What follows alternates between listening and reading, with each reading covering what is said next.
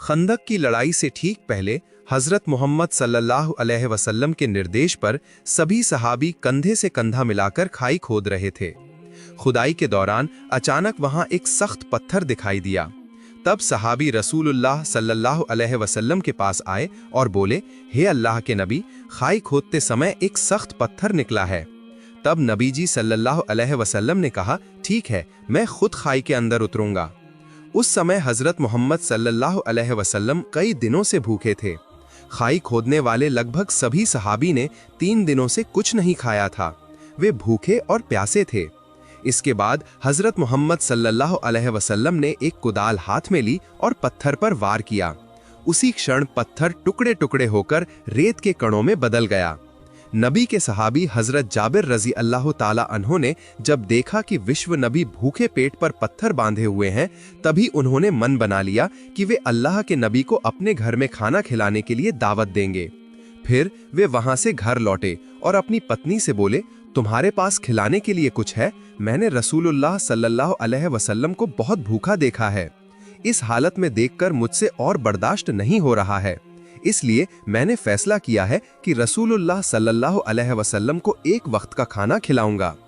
तब जाबिर रदी अल्लाह अन्हु की पत्नी ने एक बर्तन में 1 सा यानी लगभग 4 मुद, जो लगभग 1 किलोग्राम के करीब जौ था, निकाल कर कहा, इस जौ के अलावा घर में और कुछ नहीं था। जाबिर रदी अल्लाह अन्हु ने तब अपनी पत्नी से कहा, तुम जौ पीसकर रोटी बनाने के लिए आटा तैयार करो। ये बात कहकर जाबिर रदी अल्लाह ताला अन्हु सोचने लगे कि रोटी का इंतजाम तो हो ही गया, अगर साथ में और कुछ इंतजाम हो जाता तो शायद रसूलुल्लाह सल्लल्लाहु अलैहि वसल्लम बहुत खुश होते। कुछ देर बाद उन्हें याद आया कि उनके पास एक मोटा ताजा बकरी का बच्चा है। ये सोचकर उन्हें राहत मिली। अतः तुरंत वे दौड़कर हजरत मोहम्मद सल्लल्लाहु अलैहि वसल्लम के पास पहुंचे और सलाम करके चुपचाप बोले, या रसूल अल्लाह, मैं तो गरीब आदमी हूँ, मेरे पास कोई विशेष संपत्ति नहीं है, लेकिन मेरी बहुत दिनों से इच्छा है कि आपको एक वक्त का खाना अपने घर में दावत देकर खिलाऊं। अगर आप मेरी दावत कबूल कर लेते हैं तो मेरी ये आशा पूरी होगी। उनकी ये बात सुनकर हजरत मोहम्मद सल्लल्लाहु अलैहि वसल्लम ने ऊंची आवाज में सभी सहाबियों को संबोधित करते हुए कहा, सुनो है सहाबियों, तुम सब सुनो। आज मेरे जाबिर ने हमें अपने घर में खाना खाने के लिए दावत दी है। मैंने दावत कबूल कर ली है। तुम सब जल्दी काम खत्म कर लो। आज हम सब जोहर की नमाज के बाद जाबिर के घर खाना खाने जाएंगे। नबी जी की ये बात सुनकर सभी सहाबियों के चेहरे पर हंसी खिल उठी और जाबिर रदी अल्लाह अन्हु अत्यधिक खुशी से पागल से हो गए। इसलिए वे दौड़कर घर की ओर गए। फिर कुछ दूर जाने के बाद उन्हें याद आया कि यहाँ सहाबी लगभग 400 से 1000 तक हैं। मैं गरीब आदमी हूँ और घर में इतने लोगों को खाना खिलाने के लिए पर्याप्त खाना नहीं है, तो क्या होगा? तब जाबिर रदी अल्लाह अन्हु तूफान की गति से फिर रसूल सल्लल्लाहु अलैहि वसल्लम के पास आए और नबी को देखकर विनती करके अर्ज किया, या रसूल अल्लाह, मैंने तो सोचा था कि आप सिर्फ कुछ सहाबियों को लेकर मेरे घर खाना खाने आएंगे, लेकिन आपने तो सबको दावत दे दी है। अब 100 से मतभेद के अनुसार 1000 तक सहाबी मेरे घर जाएंगे। ये बात मैं समझ नहीं पाया था। आप तो जानते हैं मैं नितांत गरीब असहाय आदमी हूँ। अब क्या होगा? अब मैं क्या करूँगा?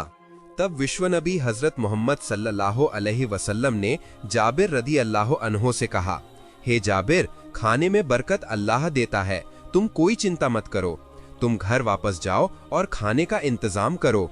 और एक बात सुनो, तुम हमें खिलाने के लिए क्या इंतजाम करना चाहते हो? तब जाबिर रदी अल्लाह ताला अन्हो ने कहा, घर में थोड़ी मात्रा में जौ है और हमारे पास एक बकरी का बच्चा है, वे सब आपको खिलाना चाहता हूँ। तब रसूलुल्लाह सल्लल्लाहु अलैहि वसल्लम ने कहा, जब तुम मांस पकाओ तो खाना पकाने के बर्तन का ढक्कन ढक कर रखना और रोटी के लिए आटा गूंथकर एक बर्तन में ढक्कन लगाकर रखना। जब तक मैं ना आऊं तब तक दोनों बर्तनों के ढक्कन मत खोलना। विश्व नबी के मुंह से ये बात सुनने के बाद जाबिर रदी अल्लाह अन्हो बहुत खुश होकर घर लौटे। अल्लाह के रसूल ने दावत कबूल कर ली थी। जब ये खुशी की खबर उनकी पत्नी को बताई गई तो ये खबर सुनकर उनकी पत्नी भी बहुत खुश हुई। इधर जाबिर रदी अल्लाह अन्हो के 2 बेटे थे, जिनमें बड़े बेटे का नाम अब्दुल्ला था। उसकी उम्र 8-9 साल होगी। जाबिर रदी अल्लाह अन्हो ने बड़े बेटे को आवाज दी, बेटा अब्दुल्ला, इधर आओ, हमें अपनी बकरी के बच्चे को ज़बह करना है। आज अल्लाह के रसूल ने हमारे घर खाना खाने के लिए दावत कबूल की है। फिर बेटे को साथ लेकर घर से थोड़ी दूर जाकर बकरी के बच्चे को ज़बह किया और मांस काटकर पकाने के लिए तैयार किया। इसके बाद उन्होंने हांडी में मांस चढ़ा दिया और थोड़ी थोड़ी देर में सड़क की तरफ झांक कर देख रहे थे कि अल्लाह के रसूल आए हैं या नहीं। इधर जाबिर रदी अल्लाह अन्हो का छोटा बेटा घर के अंदर सो रहा था। नींद से जागने के बाद वो बकरी के बच्चे को ढूंढने लगा, क्योंकि बकरी का बच्चा उसे बहुत प्यारा था। वो हमेशा उसके साथ खेलता था। जब उसे बकरी का बच्चा नहीं मिला तो उसने बड़े भाई अब्दुल्ला से पूछा, भाई हमारा बकरी का बच्चा कहाँ है? बच्चा तो कहीं नहीं मिल रहा है। तब बड़े भाई अब्दुल्ला ने कहा, तुम तो सो रहे थे इसलिए तुम्हें नहीं पता। अब्बा जान ने आज हमारे बकरी के बच्चे को ज़बह कर दिया है। तब छोटे भाई ने कहा, भाई कहाँ ज़बह किया है, मुझे थोड़ा दिखाओ। इसके बाद बड़ा भाई अब्दुल्ला छोटे भाई को साथ लेकर उस जगह चला गया जहां बकरी के बच्चे को ज़बह किया गया था। तब छोटे भाई ने बड़े भाई से कहा, कैसे ज़बह किया है, मुझे थोड़ा दिखाओ। अब्दुल्ला तब बोला, तुम देखोगे तो यहाँ लेट जाओ। छोटे बच्चे की उम्र 2-3 साल होगी और अब्दुल्ला की उम्र 8-9 साल होगी। दोनों ही उस समय नादान थे। बड़े भाई अब्दुल्ला की बात मानकर छोटा भाई लेट गया। जब छोटा भाई वहां लेट गया तब नादान अब्दुल्ला ने छोटे भाई के गले पर जोर से चाकू चला दिया, जिसके कारण छोटे भाई के गले से खून उछलकर बाहर निकलने लगा। उसका शरीर छटपटाने लगा। ये हालत देखकर बड़ा भाई अब्दुल्ला बहुत डर गया। इसी बीच जाबिर रदी अल्लाह अन्हो फिर सड़क की तरफ आए, ये देखने के लिए कि रसूलुल्लाह सल्लल्लाहु अलैहि वसल्लम आ रहे हैं या नहीं। जाबिर रदी अल्लाह अन्हो के आने की आवाज सुनकर अब्दुल्ला वहां से भाग गया और एक खजूर के पेड़ पर चढ़ गया। जब जाबिर रदी अल्लाह पास आए तब अचानक उनकी नजर उनके छोटे कलेजे के टुकड़े बेटे पर पड़ी। उन्होंने देखा कि उनका छोटा बेटा धूल में लेटा छटपटा रहा है, इसलिए वो तेजी से उसके पास दौड़े और उसी समय उनके सीने के धन प्यारे छोटे बेटे के सीने से जान निकल गई। छोटे बच्चे का शरीर स्थिर हो गया और वो शांत हो गया। जाबिर रदी अल्लाह अन्हो को ये समझने में देर नहीं लगी कि ये घटना कैसे हुई है। तब जाबिर रदी अल्लाह अन्हो अपने प्यारे छोटे बच्चे को गले लगाकर रोने लगे। फिर खुद ही अपने मन को समझाया और बच्चे को लेकर पत्नी को आवाज देते हुए घर के अंदर आए। रसोई घर से पत्नी बाहर आई। उन्होंने पूछा, क्या हुआ है, क्यों चिल्ला रहे हो? तब उन्होंने रोते हुए कहा, पत्नी हमारा प्यारा बच्चा, हमारे सीने का माणिक अब नहीं रहा, वो हमें छोड़कर हमेशा के लिए चला गया है। पत्नी ये बात सुनकर बोली, नहीं ऐसा नहीं हो सकता, मैं ये मान नहीं सकती, मेरा सीने का धन हमें छोड़कर नहीं जा सकता। जाबिर रदी अल्लाह अन्हु तब पत्नी को समझाया, पत्नी सब्र करो, धैर्य रखो, बिल्कुल भी मत रो। आज रसूलुल्लाह सल्लल्लाहु अलैहि वसल्लम हमारे घर आएंगे। वो आकर अगर हमारा रोता हुआ चेहरा देखेंगे तब वो कारण पूछेंगे, तब हम क्या जवाब देंगे? तुम बिल्कुल भी मत रोना। पत्नी को सांत्वना देकर बच्चे को लेकर रसोई घर के पीछे लिटा दिया और एक कंबल से शरीर ढक दिया। इसके बाद बड़े बेटे अब्दुल्ला को ढूंढने के लिए जाबिर रदी अल्लाह अन्हु फिर सड़क की तरफ आगे बढ़े। उन्होंने अब्दुल्ला को पुकारना शुरू किया। अब्दुल्ला तब भी खजूर के पेड़ पर बैठा था। छोटे भाई की मौत के कारण वो डर गया था। वो सोच रहा था कि अगर उसके अब्बा उसे अभी पकड़ लेते हैं तो वो उसे जिंदा नहीं छोड़ेंगे। इस डर से वो कोई आवाज नहीं कर रहा था, चुपचाप खजूर के पेड़ की चोटी पर बैठा रहा। जाबिर रदी अल्लाह अन्हु थोड़ा दूर जाते ही अब्दुल्ला ने सोचा, यहाँ सुरक्षित नहीं है, अब्बा मुझे किसी भी समय देख सकते हैं और अगर उन्होंने एक बार देख लिया तो मेरी खैर नहीं। इसलिए जैसे ही अब्दुल्ला खजूर के पेड़ से नीचे उतरने लगा, उसका पैर फिसल गया और वो धड़ाम से जमीन पर गिर गया और उसे बहुत चोट लगी। जब जाबिर रदी अल्लाह अन्हो ने कुछ गिरने की आवाज सुनकर पीछे मुड़े तो उन्होंने देखा कि अब्दुल्ला खजूर के पेड़ के नीचे पड़ा छटपटा रहा है। इसलिए वो तुरंत दौड़कर बड़े बेटे अब्दुल्ला के पास आए और उसे गले लगा लिया। तब तक खजूर के पेड़ से गिरने की चोट सहन न कर पाने के कारण अब्दुल्ला की जान निकल चुकी थी। कुछ ही पलों के अंतराल में उनके दो प्यारे कलेजे के टुकड़े दोनों मर चुके थे। इस दुख, इस कष्ट को सहना कितना कठिन था। ये कितनी हृदय विदारक घटना थी, इसे शब्दों में बयां करना असंभव है। उन्होंने बड़े बेटे अब्दुल्ला को गोद में लेकर रोते रोते फिर अपनी पत्नी को बुलाया। पत्नी, तुम कहाँ हो? पत्नी के उस समय सीने में बहुत दर्द था। पत्थर से दबाकर रोटी बनाने के लिए आटे का खमीर बना रही थी। पति की आवाज सुनकर चौंक गई। जल्दी से रसोई से बाहर आई। आकर देखा पति अपने बड़े बेटे अब्दुल्ला के बेजान शरीर को गले लगाकर रो रहे हैं। ये दृश्य देखकर वो खुद को रोक नहीं पाई। चिल्लाकर कहने लगी, ये नहीं हो सकता, मैं ये नहीं मान सकती। आज अल्लाह के रसूल ने हमारे घर दावत कबूल की है और आज ही हमारे कलेजे के टुकड़े हमें ऐसे धोखा देकर चले जाएंगे। मैं ये नहीं मान सकती। तब जाबिर रदियल्लाहु अन्हु ने कुछ शांत स्वर में पत्नी से कहा, पत्नी, तुम इतनी रोना धोना मत करो। घटना को समझ नहीं पा रही हो। मेरा मन कह रहा है कि हमारी कठिन परीक्षा चल रही है। इस परीक्षा में हमें फेल होना नहीं चलेगा, हमें पास होना ही होगा। तुम धैर्य रखो, रो मत, शांत हो जाओ, घर जाओ और खाना बनाओ। अभी अल्लाह के रसूल हमारे घर आएंगे। अगर वे आकर देखें कि तुम और मैं दोनों रो रहे हैं तो वे किसी भी कीमत पर हमारे घर का खाना नहीं खाएंगे।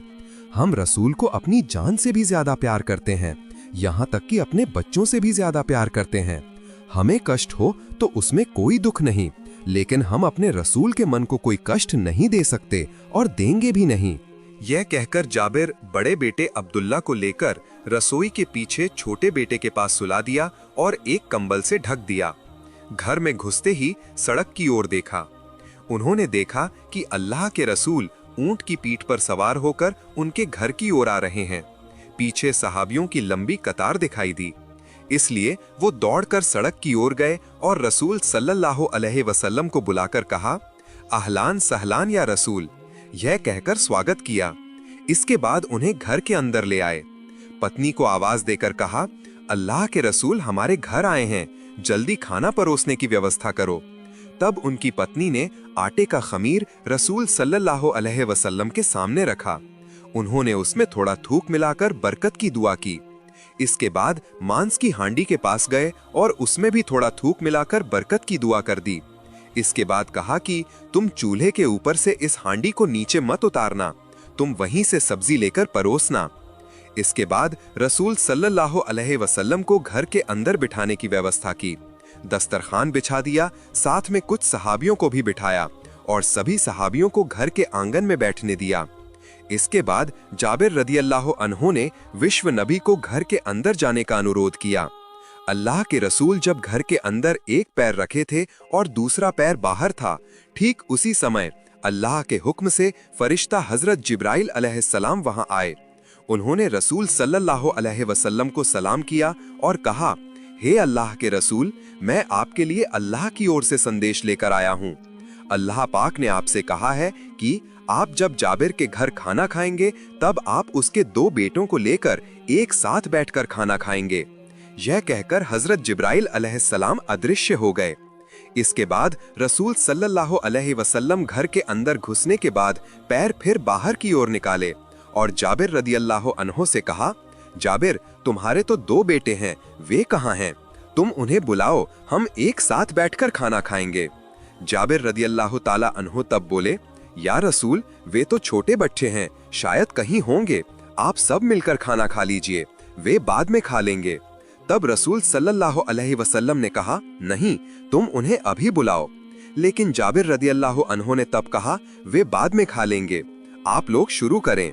तब रसूल सल्लल्लाहु अलैहि वसल्लम ने थोड़ी सख्ती से कहा, जाबिर, तुम समझ नहीं रहे हो, अपने बेटों के साथ एक साथ खाना खाना ये मेरी इच्छा नहीं है, ये अल्लाह की इच्छा है। तुम और देर मत करो, जल्दी से बेटों को मेरे पास ले आओ।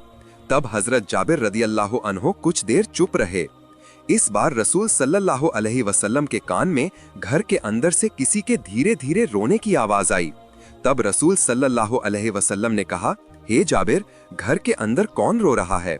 तब जाबिर रदियल्लाहु अन्हु ने कहा, हुजूर, मेरे साथ आइए, आपको अपने सभी सवालों के जवाब मिल जाएंगे।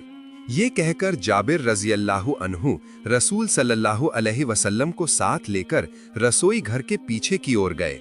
उन्होंने कंबल से ढके दो शरीर दिखाए और कहा, ये मेरे बच्चे हैं, ये मेरे दिल के टुकड़े हैं, यहाँ सोए हुए हैं, वे हमें छोड़कर चले गए हैं और जीवित नहीं हैं।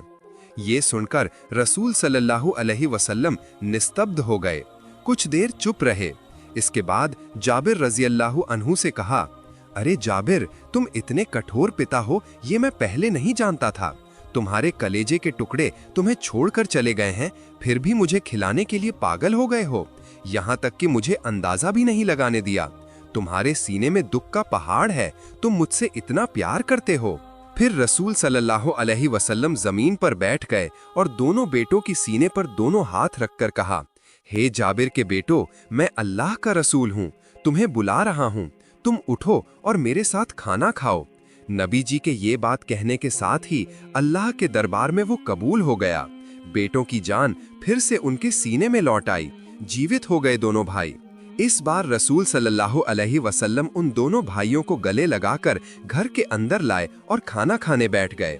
तब नबी जी ने सभी सहाबियों को संबोधित करते हुए कहा, हे सहाबियों, तुम सब सुनो, आज तुम जितनी चाहो रोटी खाओ, जितना चाहो मांस खाओ, लेकिन हड्डियां मत चबाना और चूस चूस कर खाना। तब रसूल सल्लल्लाहु अलैहि वसल्लम ने हजरत जाबिर रजी अल्लाहु अन्हु से कहा, हे जाबिर, तुम सबको खाना तैयार करके दो।